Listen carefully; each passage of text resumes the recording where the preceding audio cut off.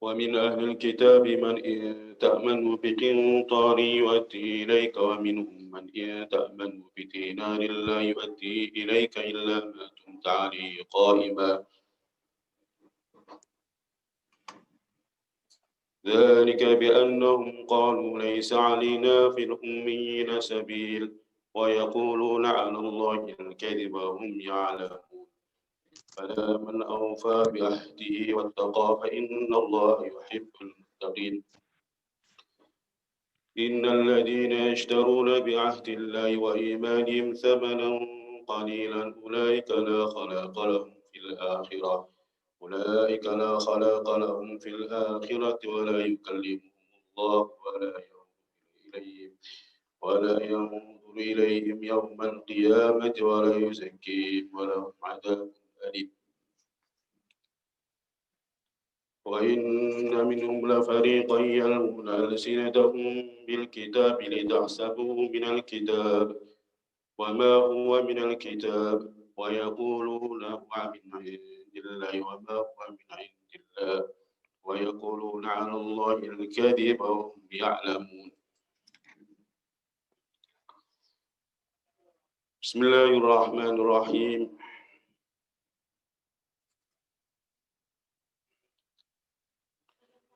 ومنهم lan iku setengah saking ahlul kitab wa min ahlil kitab lan iku setengah saking ahlul kitab man utai wong intak manhu lamun mercaya sapa sira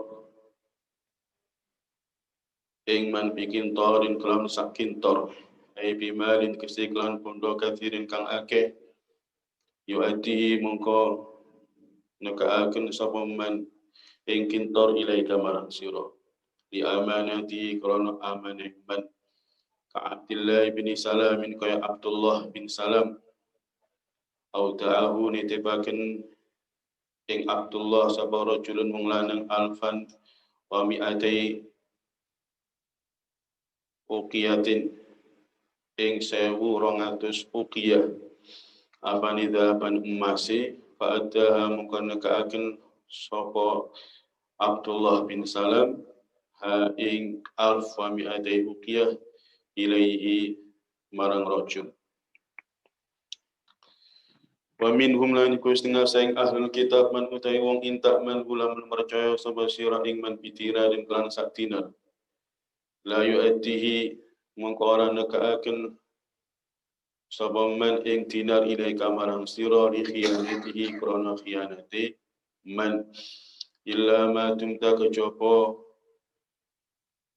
selakine langgeng sira ali ing atase man iku qaiman mungkang jumeneng la tufarihu ora misai sapa sira ing man famata faraqtahu mongko kapan-kapan pisah sapa sira ing man angkarahu mongko ngingkari sapa man ku ing dinar Ka'ab bin al-Ashrafi kadene Ka'ab bin al-Ashraf istauta'ahu nitipaken ing Ka'ab sapa Quraisyun wong bangsa Quraisy dinar ing sak dinar fajahadahu mongko ngingkari sapa man hu ing dinar zalika ta mengkono ni ninggal maringaken ai tarkul adai tegese ninggal maringaken maksudnya maringaken amanah iku bi annam kelan satu min ahlul kitab iku qalu ngucap sebab ahlul kitab bisa bi qaulihim sebab ini ucapan ahlul kitab laisa ara'aniku alina kasih kita fil ummiyina ing dalam ummiyin ayil arabi tegese arab apa sabilun dalan ay ismun tegese dosa istihlalin krono oleh nganggep halal ahlul kitab tulmaman oleh nganiaya barang uang khalafa kang nulaini sapa mantina wa min akamani ahlul kitab wa nasabuhu lan bangsaaken sapa ahlul kitab ing istihlal ilaihi marang Allah taala Wa yaquluna lan ngucap sapa ahlul kitab ala Allah ingat sa Allah al-kadhiba ing koro fi nisbati dzalika ing dalam nisbataken kun ni istihlal ilai marang Allah. Wa hum halu utawi ahlul kitab iku ya'lamuna waru sapa ahlul kitab andhum sa'ata min ahlul kitab iku kadhibuna padha koro. Fala iyo alihim iku ing ahlul kitab fihim ing dalam ummiyuna sabilul utai tuso. Man utai sabani wong iku aufa nepati sapa man. Bi ahdi kelan janjine man alladzi kang ahada kang janji sapa alladzi kang janji sapa alladzi Allah iku sallallahu alaihi ing atase janjine. Au bi ahdillah ta kelan janjine Allah ilaihi marang man min adail amanati bayna nekani amanah wa ghairihi kan yani atul amanah wa taqwa taqwa sapa man Allah Gusti Allah bitarkil ma'asi kelan ninggal pira-pira kemaksiatan wa amali taati lan nglakoni pira-pira ketaatan fa inna Allah musatmin Allah iku yuhibbu temen sapa Allah al muttaqina ing pira-pira sing takwa fi iku dalam lafaz fa inna Allah yuhibbul muttaqin wa dhahir utawi jalakan isim dhahir maudhi al mutmari ing panggonane mutmar. Apa sih dimaksud fadul zahir maudhi'il mutmar? Maksudnya fa inna Allah yuhibbul muttaqin. Ya, lafaz al muttaqin iki isim dhahir iki ngenggoni panggonane isim dhamir. Fa inna Allah yuhibbuhu ngono umpama duduk susunan Quran iku lafaz al muttaqin iku adalah panggonane dhamir. Dhamirhu. Tapi nah kini panggonan iku dhamir iku tinggoni panggonan isim dhahir yaiku lafaz al-muttaqin. Ayuhibbuhum tegese demen sapa Allah. Ya muttaqin bi makna yuthibuhum kelan nganggo maknane yuthibuhum. Ganjar sapa Allah ing muttaqin. Wa min ahlil kitab man in ta'man bi qintarin yu'addi ilaika. Wa minhum man in ta'manu bi dinar la yu'addi ilaika illa ma dumta alaihi qa'ima. Nah, ini ayat ini Gusti Allah menjelaskan kepada umat Islam tentang kualitas orang-orang Yahudi di dalam memegang amanah. Ono sing memegang amanah, ono sing berkhianat. Maka demikian Allah dawuh, wa min ahlil kitab man in ta'manu bi qintari yu'addi ilaika. Ada sebagian ahlul kitab dalam hal ini adalah orang-orang Yahudi itu apabila engkau Muhammad memberikan amanah kepada dia bikin tori sakintor apa kintor itu istilah harta yang banyak. Jadi kayak amanah harta yang banyak yu'addi ilaika, dia akan menunaikan amanah itu kepada. Jadi ono di antara kita itu sing kena dipercaya masih dititipi amanah wake, tetap dia akan memberikan amanah itu kepada yang berhak. Contohnya siapa? Contohnya namikin adalah Abdullah bin Salam. Iku dititipi oleh seorang Quraisy 1.200 uqiyah emas. 1.200 uqiyah emas. Uqiyah iki ukurane wong Arab zaman biyen. Ukuran emas 1 uqiyah iku 31 gram koma sekian, gak sampai 4 gram, gak sampai 34 gram. Jadi 1 uqiyah itu 31 koma sekian gram. Nah itu kali 1.200, yo wake, umbuh bilang gram itu. Sejelas Abdullah bin Salam itu dititipi seorang Quraisy 1.200 uqiyah emas. Supaya bisa dibayangkan satu ukiah emas itu 31 gram. 31 gram lebih. 31 gram lebih dari 1.200. Dan amanah itu oleh Abdullah bin Salam dikembalikan kepada sing berhak ketika diminta. Abdullah bin Salam itu wong Yahudi sing masuk Islam. Wa minhum man in ta'manu bi dinarin la yu'addi ilaika illa ma dumta alaihi qa'ima. Dan sebagian orang-orang Yahudi itu ada orang sing jangankan diberi amanah harta sing wake, diberi amanah sak dinar iku lho, dititipi sak dinar iku wis diingkari.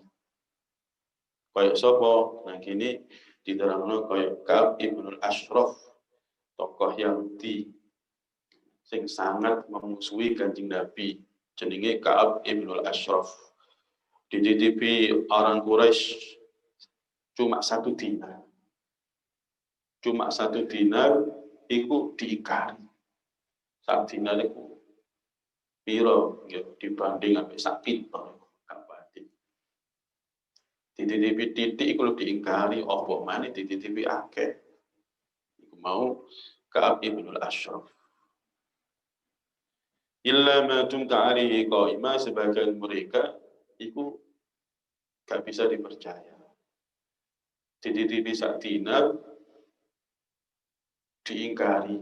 Illa ma tumta alaihi qa'ima, apa makna illa ma tumta alaihi qa'ima itu artinya dia akan mengingkari kecuali kalau kamu nagihne nemen. Mesti tunggoe omahe gak ngali-ngali. Illa ma tumta alaihi qa'ima itu maksudnya sak dinar itu akan dia berikan nek kon nagihne ngoyo kontenin omahe. Atau bahkan bila perlu diangkat ke pengadilan. Itu maksudnya illa ma tumta alaihi qa'im.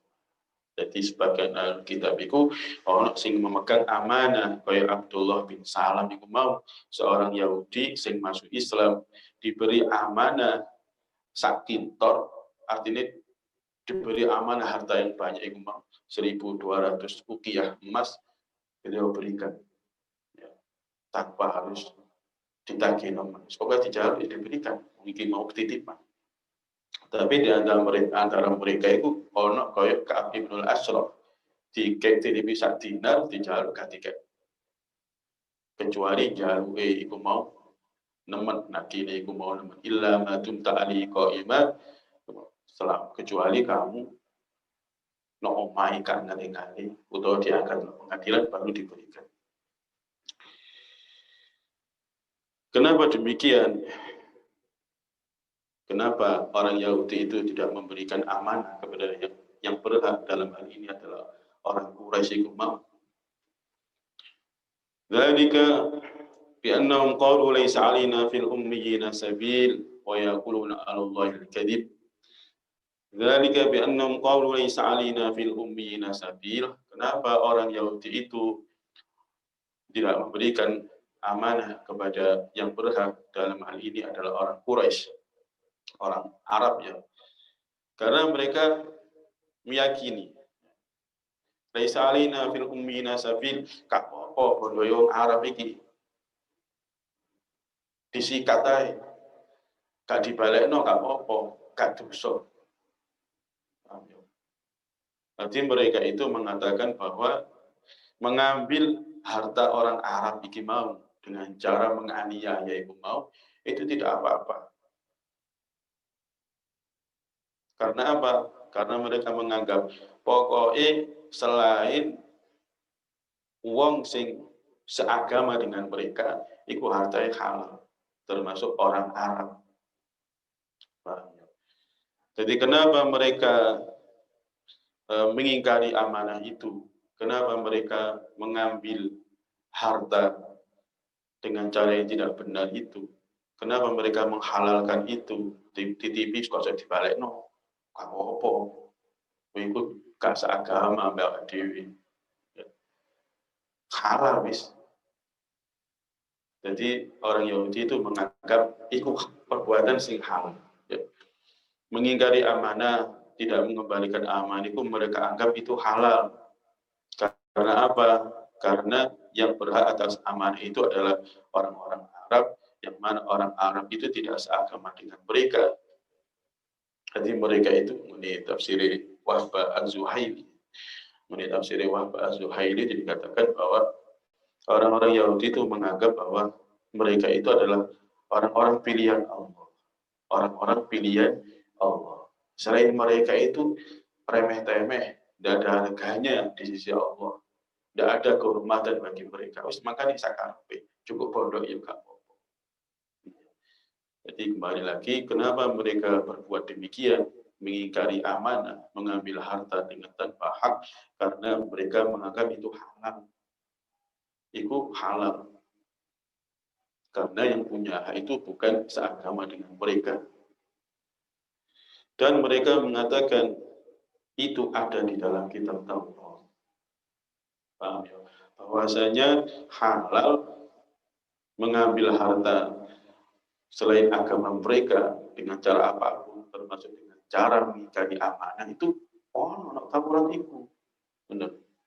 Itu ono kitab Taurat bahwa selain agama kita, selain yang beragama, selain yang seagama dengan kita itu wis ndak punya kehormatan harta yang halal dengan cara apapun. Ono nang Taurat itu. Ngono. Malah dititipi kadikekno iku mau. Jadi ini gak apa-apa, gak dosa. Gak dosa, soal itu gak seagama dengan kita. Dia bukan orang Yahudi. Itu anggapan mereka. Malah karena mereka mengatakan bahwa itu halal di dalam Taurat, maka Allah dawuh wa yaquluna 'alallahi al-kadzib wa yaquluna 'alallahi al-kadzib. Mereka berdusta atas nama Allah. Kenapa berdusta atas nama Allah? Ya ikut mau. Jadi ini ikut orang nang Taurat. Lah ini orang Taurat kan berarti Gusti Allah sing dawuh. Kalau dikatakan bahwa mengingkari amanah itu boleh selama yang diingkari itu adalah haknya orang selain mereka. Itu ada di dalam Taurat, maka sama saja mereka mengatakan bahwa Gusti Allah berfirman di dalam Taurat bahwasanya mengambil harta orang selain seagama mereka atau mengingkari hak orang-orang yang tidak seagama dengan mereka itu ada di dalam Taurat, sama saja mengatakan itu Gusti Allah dawuh. Padahal Gusti Allah kan dawuh seperti itu. Taurat itu kitab Allah, tidak akan ada kezaliman di dalamnya. Maka Allah dawuh wa yaquluna 'alallahi al-kadzib, mereka itu berdusta atas nama Gusti Allah. Wa hum ya'lamun, padahal mereka itu mengerti bahwa mereka itu dusta. Paham ya? Artinya orang Yahudi mengatakan bahwa di dalam Taurat itu ono kapopo meniku mengingkari hak orang selain seagama mereka itu ono nak Taurat. Padahal mereka tahu bahwa mereka itu berdusta. Mereka sendiri itu tahu kalau mereka itu berbohong. Jadi ini sengaja argumentasi yang sengaja dikeluarkan, tetapi itu argumentasi sing berbohong. Itu kan hanya sebagai pembenar saja. Jadi sebagai pembenar bagi perilaku mereka mengingkari amanah, sebagai pembenar mereka mengatakan iki orang padahal kau. Dan mereka ngerti bahwa mereka itu sedang berbohong. Bala ini Gusti Allah membantah mereka. Kalau di dalam ayat sebelumnya ini dikatakan bahwa mereka itu mengatakan tidak apa-apa mengingkari amanah orang Arab yang tidak seagama dengan mereka, dan mereka mengatakan gak dosa. Maka nanti didustakan oleh Allah, dibantah oleh Allah. Bahwa apa artinya? Iya dosa. Kamu mengambil harta orang Arab dengan cara seperti itu, mengambil harta orang yang tidak seagama dengan kamu dengan cara mengingkari hak mereka, kamu katakan itu tidak dosa. Laisa alaina fil ummiyina sabil. Iya dosa. bukan tidak dosa. Kemudian Allah berfirman, man aufa bi ahdihi, siapa saja sing menepati janjinya kepada Allah. Janji kepada Allah, janji apa? Yo, janji memenuhi amanah. Artinya ini, ngene kitab Taurat iku nang ngene iku ana janji sing diambil oleh Allah dari orang-orang Yahudi untuk memberikan amanah kepada yang berhak. Ya kayak nang Quran itu, innallaha ya'murukum an tu'addul amanati ila ahliha. Nang Quran kan innallaha ya'murukum an tu'addul amanati ila ahliha. Sungguhnya Allah memerintahkan kalian untuk memberikan amanah kepada yang berhak. Nah, itu ya orang Taurat itu. Dan mereka dijanji oleh Allah untuk memenuhi amanah itu. Barang siapa yang memenuhi janjinya kepada Allah, janji memenuhi amanah, termasuk amanah itu adalah iman kepada Nabi Muhammad. Kita akan Nabi Muhammad diutus, wattaqwa, dan dia bertakwa kepada Allah. Fa innallaha yuhibbul muttaqin, maka sesungguhnya Allah mencintai orang-orang yang takwa. Bagaimana Allah mencintai orang yang takwa? Sing dimaksud cintai ku apa? Sing dimaksud cintai Allah kepada orang yang takwa itu ya Allah ridho, Allah berikan pahala. Ngono ya dudu cinta koyo sing kon rasa. Cinta kan perasaan hati, ya kan? Nah, itu nek dinisbatno nang Allah seperti kon punya rasa cinta itu ya mustahil. Insya Allah itu mukhalafatu lil hawadithi, kan? Maka nek dikatakan bahwa Allah mencintai orang sing takwa, cinta itu bukan berarti rasa seperti sing kon rasakan. Nah, cinta Allah kepada orang-orang yang takwa itu artinya Allah ridho, Allah memberi pahala, Allah memberi kemudahan, itu cinta itu Allah. Wa nazala lan mudun fil yahudi dalam orang-orang Yahudi lama bentalu nalikani ubah sama Yahudi aman ta'atan Nabi yang sifatnya kanji Nabi wa ahdallahi lan janjina Allah ilaihim oleh janji Allah ilaihim barang Yahud di Taurat yang dalam Taurat atau fi ma utai dalam wal halafa kan sumpah sama man kadiban halikoro fi ta'wa ing dalam pengakuan atau fi bai silatin atau ing dalam total dagangan apa sing mudun innal ladzina yashtaruna bi ahdillah innal ladzina satamanu akayashtaruna kan ngicolaken atau kan ganti sapa alladzina yastabtiruna tekan amrih icol amrih ganti sapa alladzina bi ahdillah kelawan janjine Allah ilaihim marang alladzina fil imani dalam iman bin nabi kelan nabi wa atail amanati lan kani amanat wa imani lan pira-pira supaya iman supaya itu alladzina hal fi dikisi supaya alladzina bi iklan Allah taala kadibina halikoro thamanan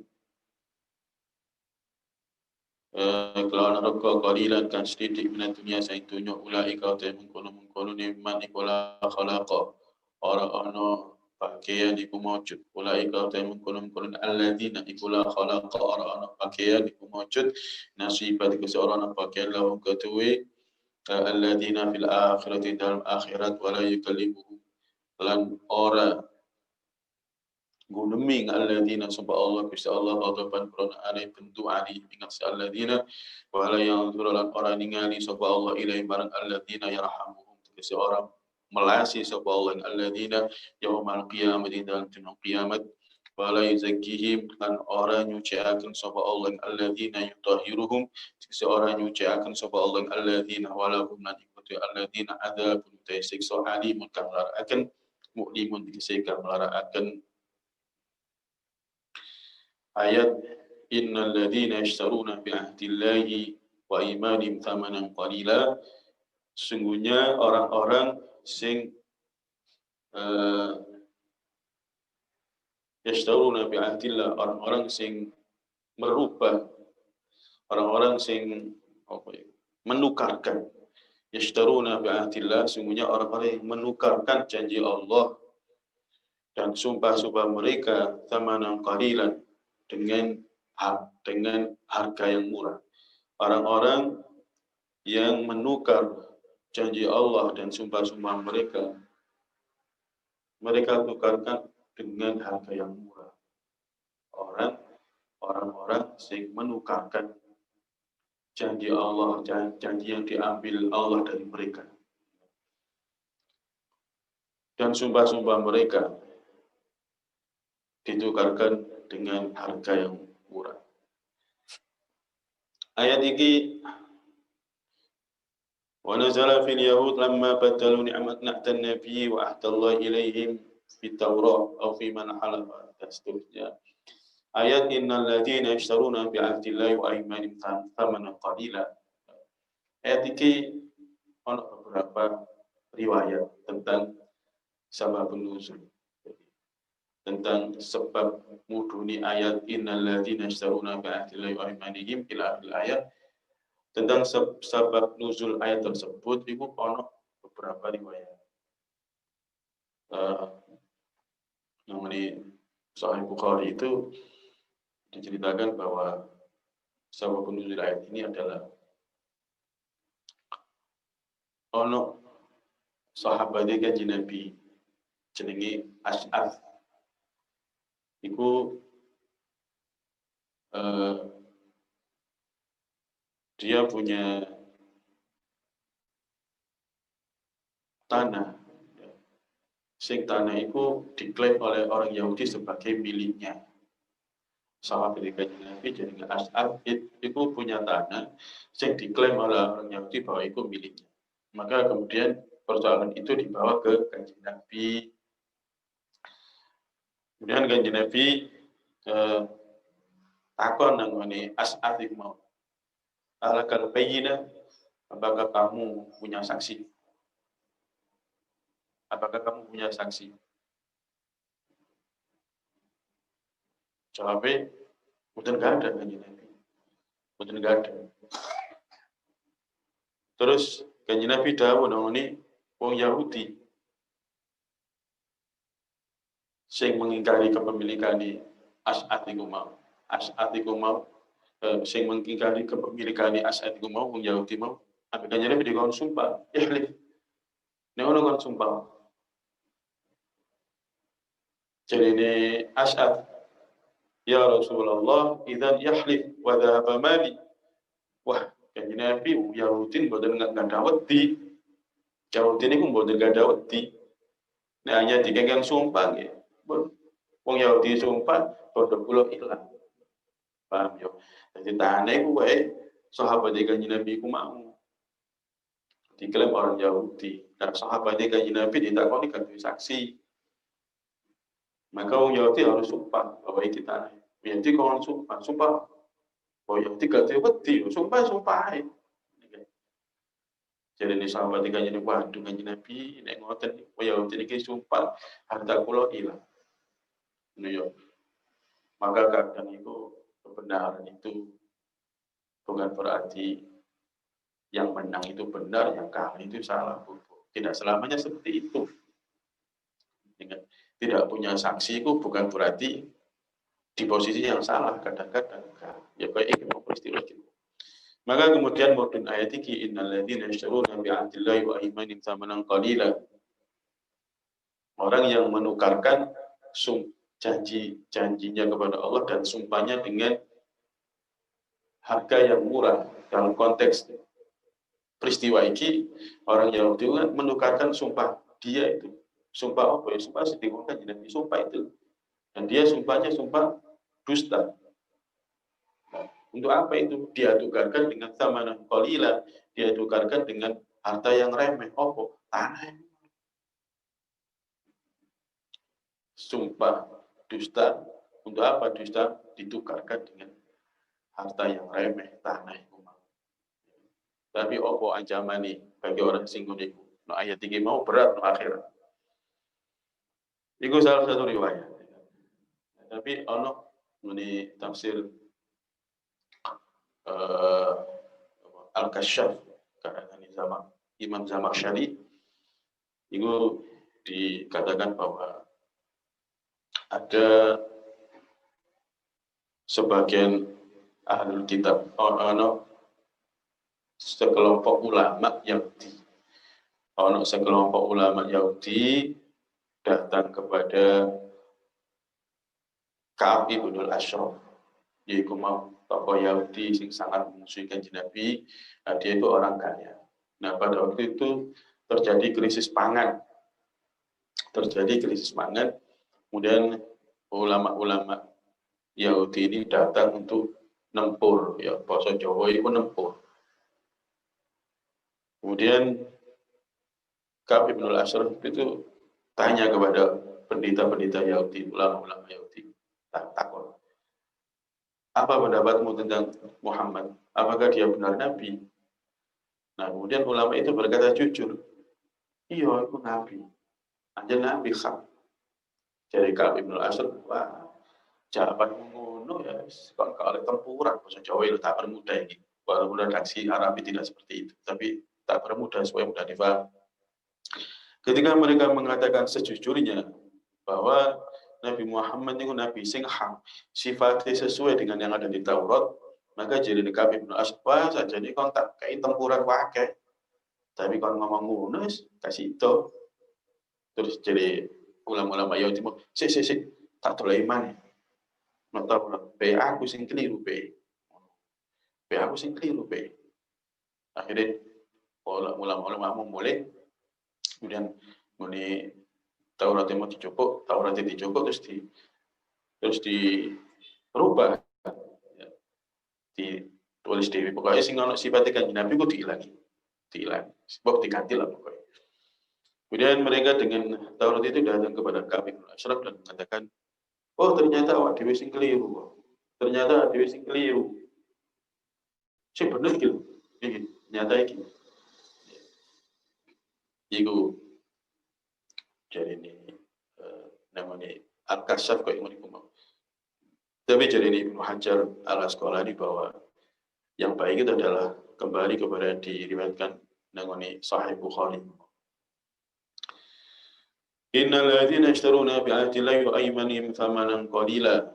Orang sing menukarkan, ya, janji mereka kepada Allah, sumpah-sumpah mereka dengan harga yang remeh. Apa harga yang remeh? Ini Al-Kasyaf itu diterangkan. Jadi maksud harga yang remeh itu adalah at-tara'us wartisya, yaitu kedudukan dan menerima suap. Kedudukan dan menerima suap. Apa sih maksudnya? Maksudnya kan ngene, mereka itu merubah-rubah sifat Kanjeng Nabi yang ada di dalam Taurat itu demi menyelamatkan kedudukan mereka di tengah-tengah masyarakat Yahudi pada waktu itu.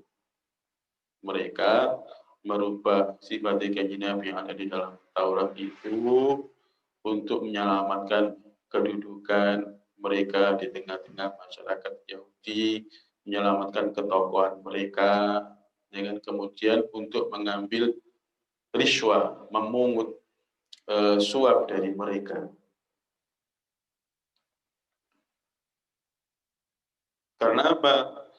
Nek sifat Kanjeng Nabi sing Taurat itu tidak dirubah atau tidak ditutupi, tidak disembunyikan, loh, maka kan orang-orang awam itu akan berbondong-bondong masuk Islam, meninggalkan agama Yahudi. Nah terus mereka ulama-ulama itu sapa sing ngedem, ya kan, kehilangan kedudukan juga kehilangan pemasukan. Nah, ini motivasi. Maka itu mereka berusaha bagaimana orang-orang awam Yahudi itu gak masuk Islam, maka mereka sembunyikan ayat yang berhubungan dengan sifat Nabi, kemudian mereka rubah juga supaya ketakwaan mereka di tengah-tengah masyarakat itu tetap langgeng, supaya mereka tetap bisa mengambil uang dari masyarakat pada waktu itu. Nah, akhirnya riwayat menyebutkan bahwa bagaimana orang Yahudi itu merubah-rubah kitab itu sesuai pesanan.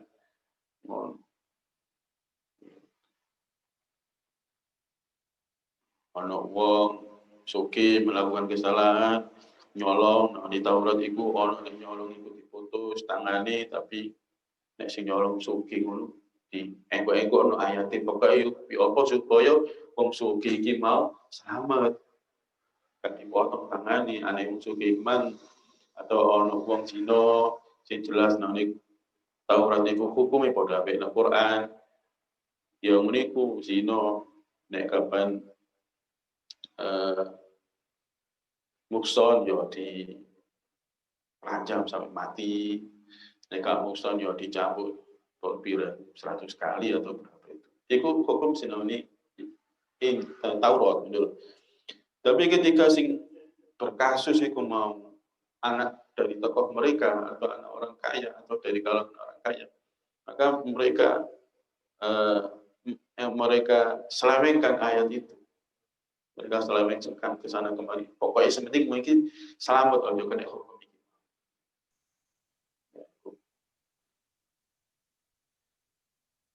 Nah, walaupun ayat ini berbicara tentang orang Yahudi, dari dua ayat ini mau sebenarnya Allah dua sifat orang Yahudi.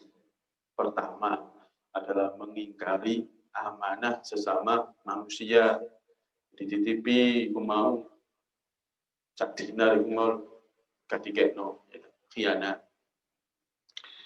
Jadi ayat sing wa min ahlil kitab dan seterusnya ini ayat yang menyebutkan bagaimana orang Yahudi itu mengingkari amanah manusia yang tidak seagama dengan dia itu diingkari.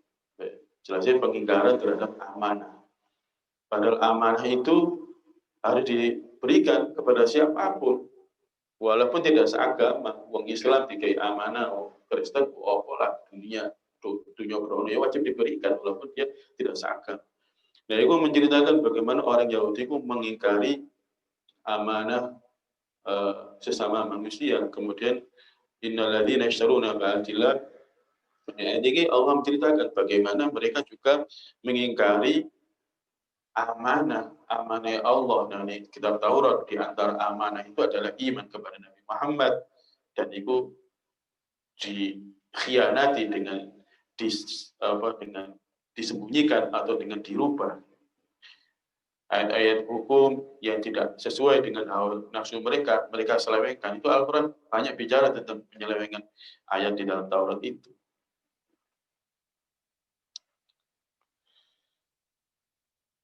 Nah, walaupun dua ayat ini berbicara tentang bagaimana ulama Yahudi itu, bagaimana sifat orang Yahudi itu mengingkari amanah manusia, juga mengingkari amanah Allah berupa menyelewengkan ayat dengan menambahi atau mengurangi, atau dengan membawa kepada makna yang tidak sesuai dengan apa yang dikehendaki Allah dalam Taurat. Walaupun ayat ini berbicara tentang keburukan orang-orang Yahudi, tetapi ayat ini juga pelajaran bagi ulama umat kanjeng Nabi. Paham maksudnya kan? Lalu orang awam itu gak bisa menyelewengkan ayat itu. Nah, orang awam maca Quran kadang gak iso. Apa mana menyelewengkan ayat gak iso. Sing iso menyelewengkan ayat itu ya ulama. Nah, maka apa kemudian balasan bagi mereka? Ulaika la khalaqalahum fil akhirah wa la yukallimuhumullah wa la yanzuru ilaihim yaumal qiyamah wa la yuzakkihim wa lahum adzabun alim. Mereka yang demikian itu perbuatannya, ya, sing mengingkari amanah, sing menukar ayat Allah, menukar janji mereka kepada Allah, menukar ayat-ayat Allah, menukar sumpah-sumpah mereka dengan harga yang remeh, segala bentuk duniawi itu remeh, mereka tukarkan dengan itu, maka yang akhirat kalau Allah disiksa. Mulai kalau khalaqakum fil akhir. Mereka tidak dapat bagian di akhirat, tidak dapat bagian swarga. Wala yukallimuhumullah wala yanzuru ilaihim yaumil qiyamah. Mereka tidak diajak bicara oleh Allah, mereka tidak dilihat oleh Allah dengan pandangan rahmat nanti di hari kiamat. Gak dijak ngomong, gak ditelik, mesti tidak. Gusti Allah itu murka kepada mereka. Artinya orang yang berbuat demikian itu mendapat kemurkaan Allah di hari kiamat. Murkai Allah itu apa? Ya berarti seksa. Ya kan? Nek kapan Allah cinta kepada hambanya, berarti Allah beri pahala. Dan Allah murka, berarti Allah nyiksa. Wes kembali lagi. Ayat ini walaupun sedang berbicara tentang kejelekan orang Yahudi yang satu itu tidak memberikan amanah yang dipercayakan kepada dia, selama amanah itu bukan dari orang yang seagama dengan dia. Kemudian yang kedua, kejelekannya adalah menukarkan ayat-ayat Allah dengan harga yang remeh. Nah, walaupun berbicara tentang orang Yahudi, tapi ini pelajaran, ya pelajaran kanggo ulamae umat iki supaya jujur memegang amanah. Amanah apa? Ya amanah. Iki ayat-ayat ya Allah. Jangan diselewengkan. Paham ya? Kadang kan ayat-ayat itu, nek Quran itu gak mungkin diselewengkan menjadi lain begini, ya gak mungkin. Jadi nanti Al-Quran diselewengkan dengan ditambahi atau dikurangi. Seperti yang terjadi di Taurat dan Injil, seperti yang diceritakan oleh Allah di dalam Al-Quran. Penyelewengan secara harfiah itu tidak mungkin. Soalnya apa? Lah sing ngapal Al-Quran. Gak mungkin iso menyelewengkan Al-Quran secara harfiah. Tapi diselewengkan dari makna yang dimaksud itu sing mungkin. Kadang ayat itu diseret kanggo politik. Jadi kan usum ayat dibawa namun kepentingan politik atau digawe apalah yang sesuai dengan hawa nafsu mereka, maka siapapun yang berbuat seperti ulama Yahudi ini juga mendapatkan ancaman yang sama di dalam Al-Quran. Jadi maksudnya walaupun dalam ayat ini Gusti Allah menceritakan tentang kebobrokan orang-orang Yahudi seperti yang diceritakan tadi, tapi ayat ini juga pelajaran bagi ulama zaman saiki, ulama umat Nabi Muhammad ini, supaya tidak melakukan seperti yang dilakukan oleh ulama-ulama Yahudi yang menukarkan ayat dengan harga yang remeh, yaitu kedudukan dan materi. Al-Fatihah.